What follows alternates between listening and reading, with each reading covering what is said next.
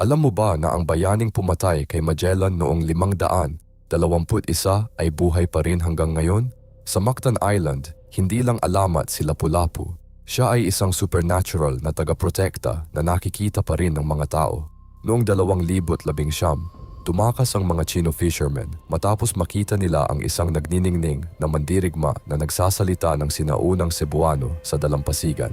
Hindi ito ang unang pagkakakita. Maraming mga mangingisda at turista ang naguulat na nakakakita ng armadong figura na naglalakad sa baybayin tuwing may banta mula sa ibang bansa. Ang mga residente ng Mactan ay patuloy na gumagawa ng mga ritual sa monument ni Lapu-Lapu para humingi ng proteksyon. May mga kwento rin na tumulong ang espiritu niya sa panahon ng mga natural disasters.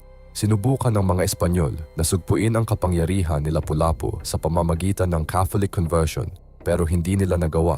Hanggang ngayon, ang mga boat operator ay nagsasabi na ginagabayan sila ng kaluluwa ni Lapu-Lapu sa gitna ng mababangis na panahon. Ang kanyang walang hanggang pagbabantay ay simbolo ng Filipino resistance laban sa mga dayuhan.